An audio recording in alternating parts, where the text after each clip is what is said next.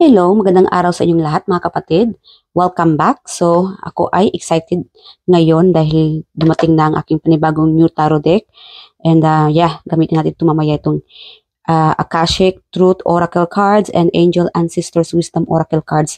So, yeah. Kamusta kayong lahat mga kapatid? Ako naman ngayon ay okay naman. And yeah, excited talaga ako pagka may bagong Oracle decks. And marami na akong mga collections dito. Yun lang talaga ang katuwaan ko, ano. So, whoever wants to gift me, no, or mga kapatid ko dito na gusto mag-share, like pangregalo or anything, no, na gusto nyong i-share sa akin, feel free to message me sa aking Facebook yeah, fan page sa Messenger.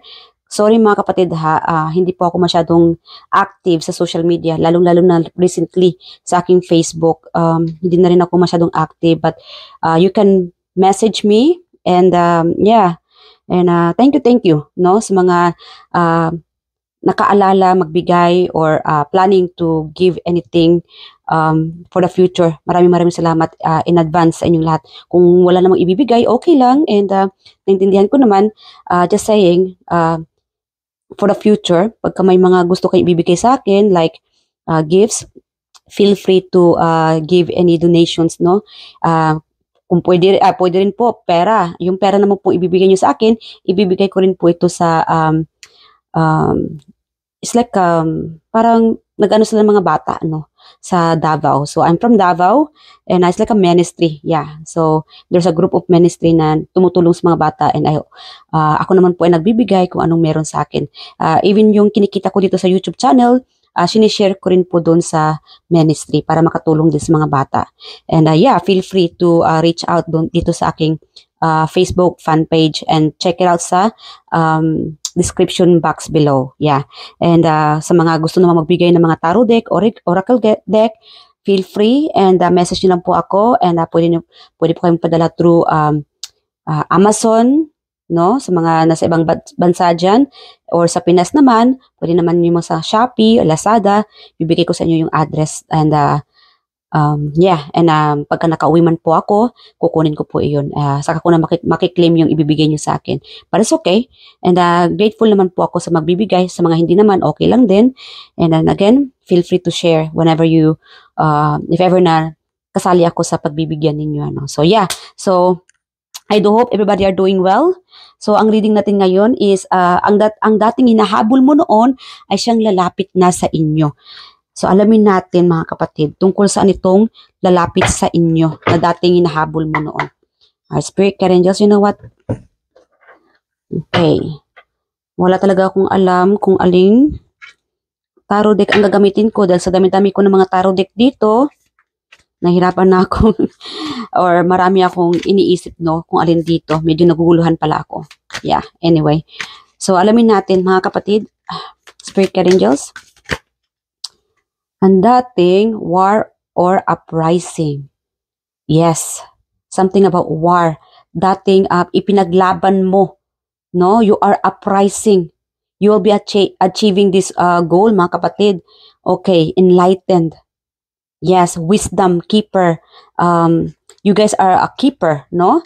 So, sa mga kapatid ko dito na feeling down, feeling you against the world, kung ganyan po ang pakiramdam ninyo noon, even ngayon, kasi guys, paalala ko lang mga kapatid ha, ito ay collective reading, timeless, general reading, private reading. Hindi po ito private reading, as correction, I'm sorry.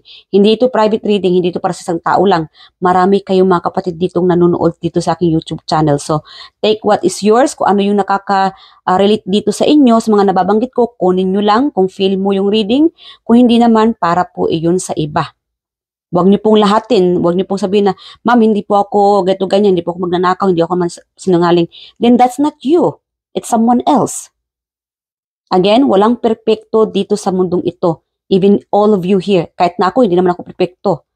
But I accept who I am. Kahit na may mga pagkakamali ako, alam ko, minsan, kailangan ko rin ng correction. May magtatama sa akin. And I do hope ganun din kayo.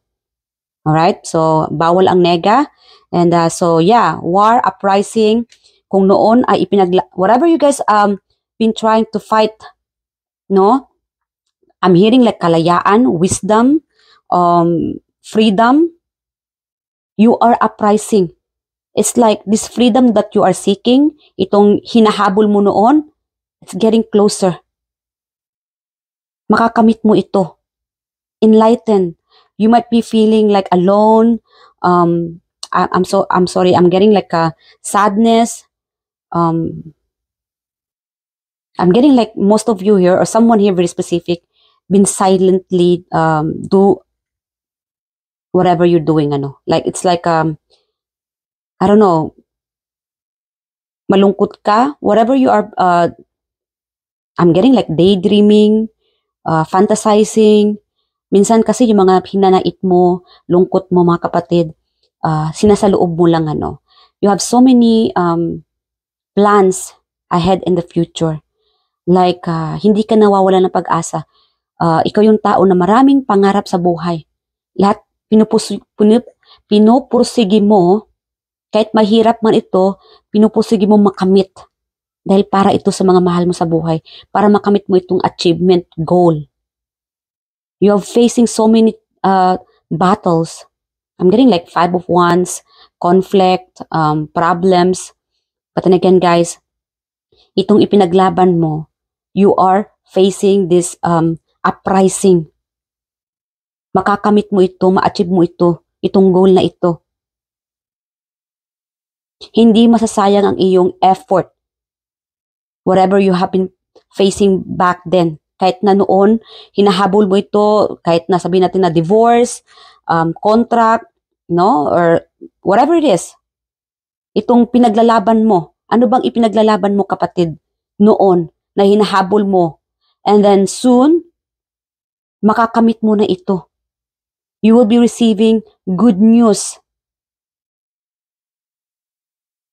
May ibsan na itong problema mo. I'm also getting like you could be receiving dreams, high instinct. Mas lumalakas ang iyong pakiramdam, ang iyong kutob. Psychically, you are receiving this message. Somehow, siguro guys, mga kapatid, habang tumatagal, yung instinct mo, somehow is, para bang may tumutulak sa'yo na you can do this. Gawin mo ito. You can sense it. Nararamdaman mo ito. Kaya nga, hindi ka tumitigil para ipaglaban ito. Because your soul, your spirit guide, see? You are just following your inner self. Ang iyong sarili. It's like your spirit animals is, para bang, anong tawag nito sa Tagalog nito? It's like they are whispering. Yes. The answers to follow your instinct, Kaya nga, sinusundan mo itong kutob mo because you're being guided, you're being led to this enlightened. Kaya nga sinasabi ko mga kapatid, sundan niyo po ang iyong instinct, ang inyong kutob. Somehow, go with the flow ka na lang. Kaya nga, go with the flow dahil yun na, nararamdaman mo. The more na nararamdaman mo ito, fina-follow mo, sinusundan mo ito, tama, nagkakaroon ng sagot dito. Naging tama ka. You are becoming more wiser, intelligent, a fighter. You are a warrior. Okay? Yeah, war. A warrior. Whatever you have been fighting before, kalayaan, I don't know, your beliefs, you are right, tama ka. You are achieving your goal. You are rising up. Okay? Yeah, escape. Makakalaya ka rin dito. Okay. Yes, escape. Makakalaya ka dito sa, like again, yung feeling stuck ka, nalulungkot ka, kung noon nalulungkot ka dahil it's like you against the world, parang walang sagot dito. No. You will be freed from this, it could be emotional baggage, stuck, unhappy, makakalaya ka rin dito. Makakalabas ka rin. Whatever na nalulungkot ka, na stuck ka, it could be relationship, partnership, work-related, friendship, family, makakalaya ka rin dito. You will be becoming more stronger, achieving your goal.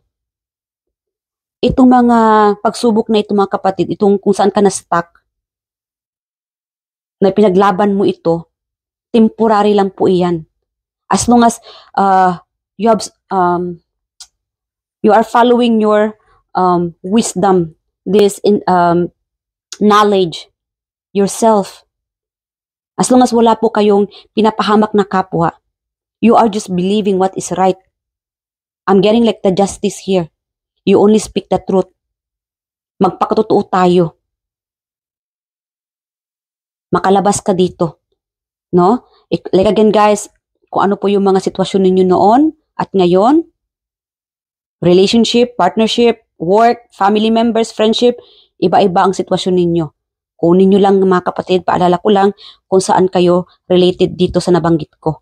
Whatever you are trying to chase back then, hinahabol mo,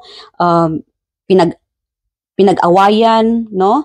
You are fighting for this battle, na-stuck ka, feeling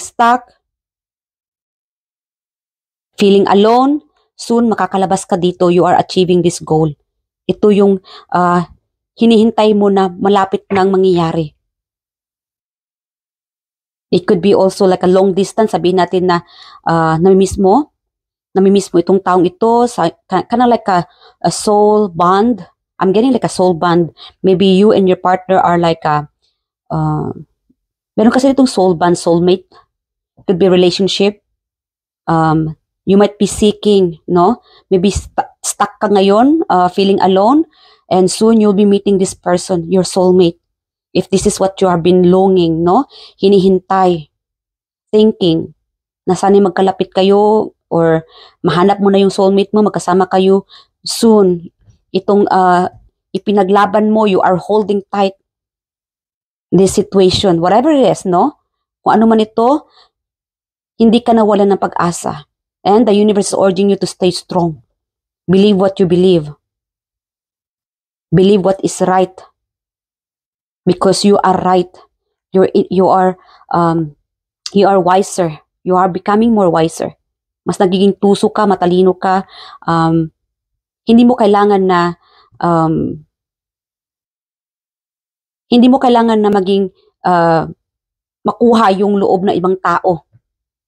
You can do it alone. Kasi I'm getting like kahit ano namang ginagawa mong paglaban, ano? Kasi may ibang mga tao, di ba, na seeking for attention. And this is not you. You don't need other people's attention. You can do it by yourself. Kaya nga siguro feeling stuck ka, no? Yeah. All you gotta do, pray, believe in yourself, and pray for guidance. Kasi andyan sa universe para ilabas ka dito sa stagnation. Kung saan na-stuck ka. Kung saan feeling mo na parang wala nang, hindi ka na makakalabas dito. Wala nang paraan. No, you are becoming more stronger. See, you have spirit animals. Somebody's watching you. Your archangels, ang Panginoon nakatingin sa'yo. They're giving you answers. Pay attention sa panaginip, guidance, strength, revolution, pagbabago. Claim this. You gotta claim this strength, mga kapatid, na kaya mo ito. Kaya mo to together with the universe, fighting with your battle. Andyan sa universe, whenever you need help, mag-pray ka.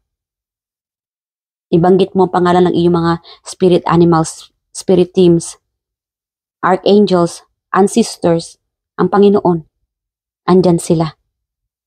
You're being guided. Huwag mo silang kalimutan kasi every battles, no, itong mga pagsubok na ito, don't forget, andyan lang sila. Anytime you need help, andyan sila para gabayan ka and para magkaroon ka ng kalayaan dito.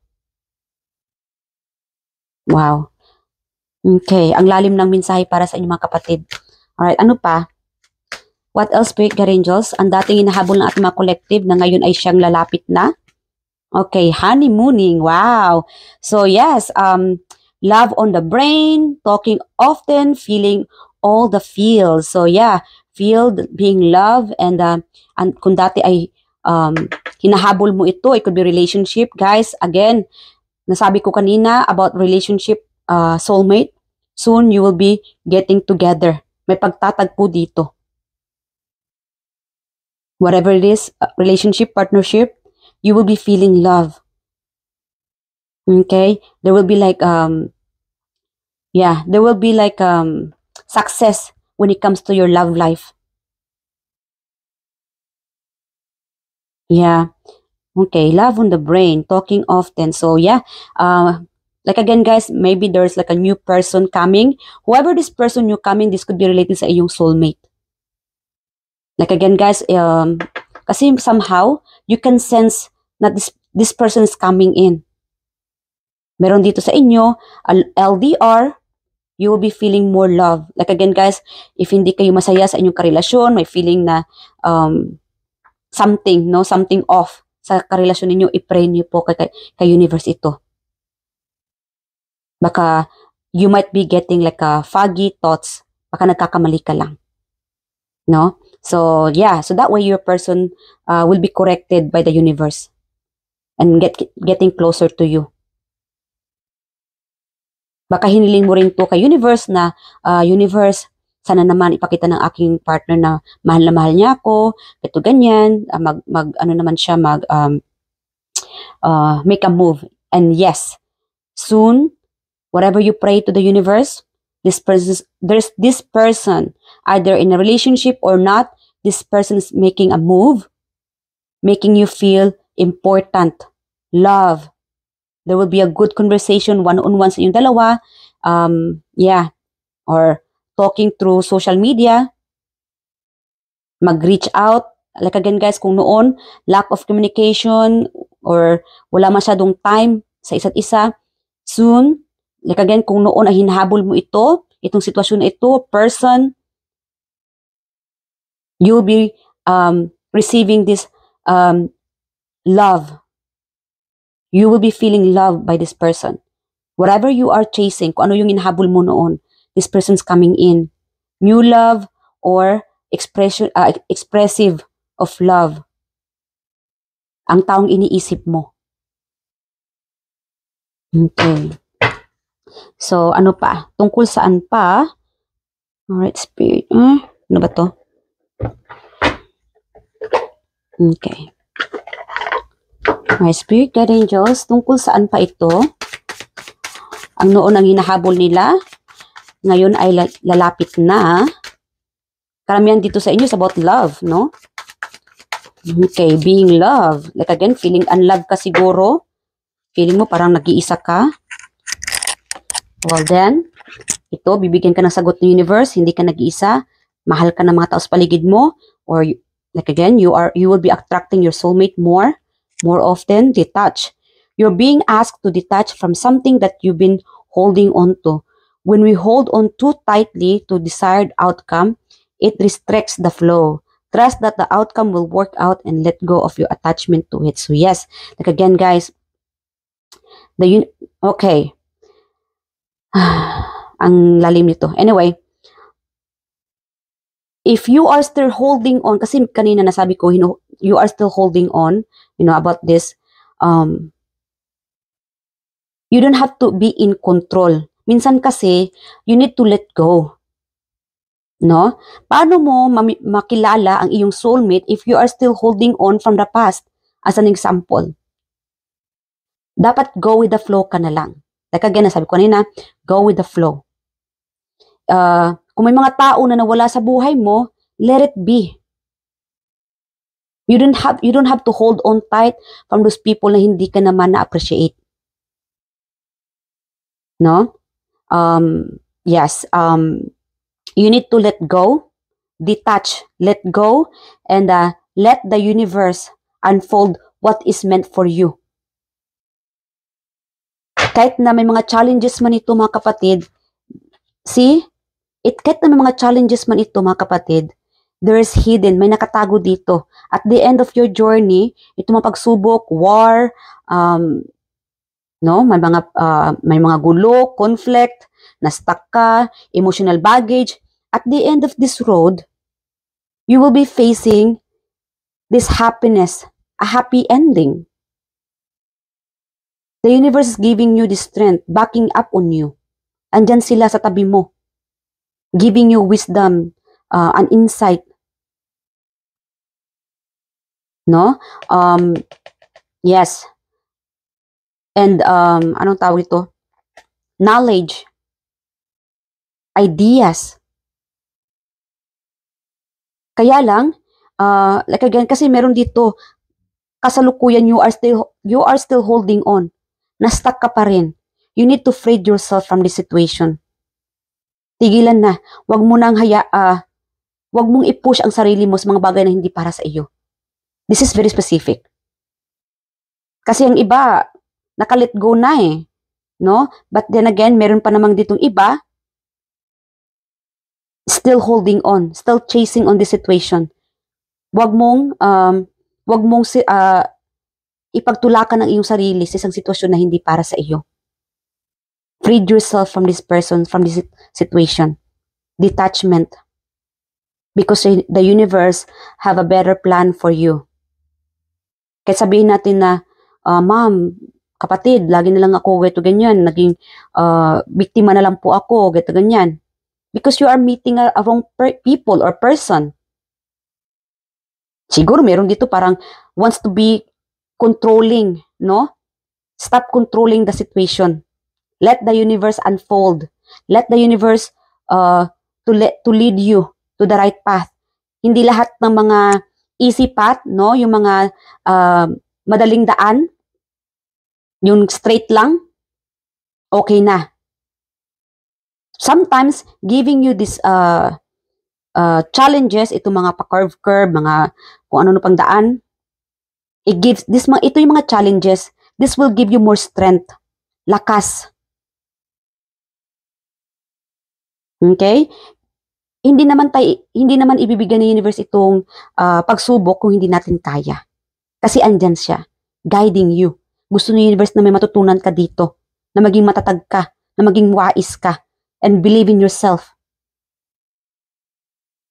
Let go, let God, believe in God. Believe in the universe way para mag-success ka dito. You are uprising. You can do this. You are strong. Stop holding on to this situation na hindi naman para sa'yo. Okay?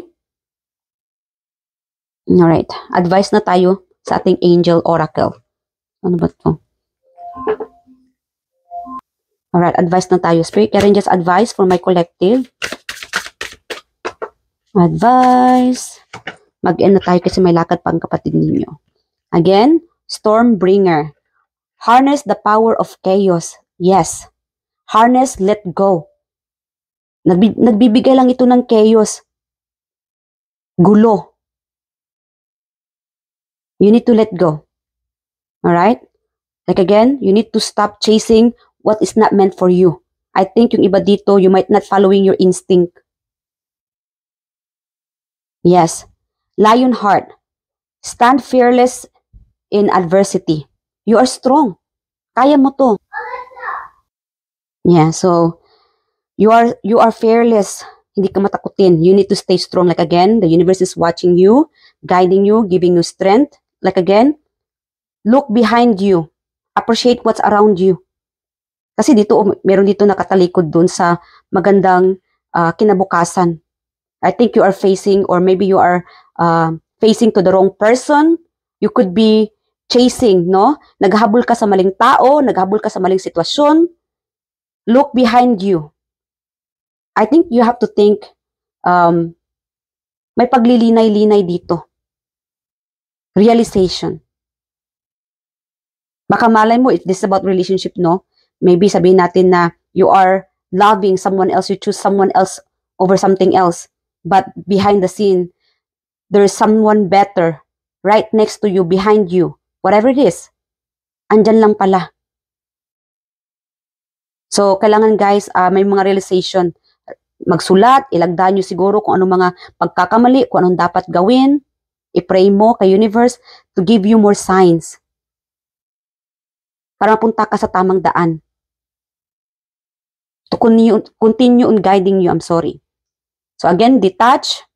Yung iba dito, again, let go, let God, and believe in God. And soon, yung iba dito, you'll be feeling love. Yes, more communication, soulmate. You'll be attracting more soulmate, and you'll be going to this journey. You're not feeling guys, you need to stop feeling alone. Andyan sa universe guiding you, protecting you, giving you your strength. So we have here Pisces and anong tawag nito? Yes, the moon. Okay. Yeah. We have here, I'm sorry guys, fire sign. Okay, Virgo, yung iba dito. Okay, strength, Leo. And I'm getting like 2 of cups here. Gemini, the lovers. Okay, I'm also getting like the emperor. Taurus, like again guys, it doesn't have to be. Whenever you watch this reading, this is timeless. It's meant to find you. I hope naka-resonate sa inyo ang reading na ito. And I love you guys. And pasensya na, medyo kulang. I'm getting like someone is nakukulangan dito. So, I'll see you guys in my next reading. And please leave your comment below. What do you think about this reading? And share your story. Nakakatuwa po. And feel free to give response sa iba natin mga kapatid dito na nagko-comment about their life. So, nakakatuwa din na magkaroon ng sagot ang kanilang mga sitwasyon. And yeah, share your knowledge din, ika nga. I love you guys and I'll see you guys in my next reading. Bye and thank you.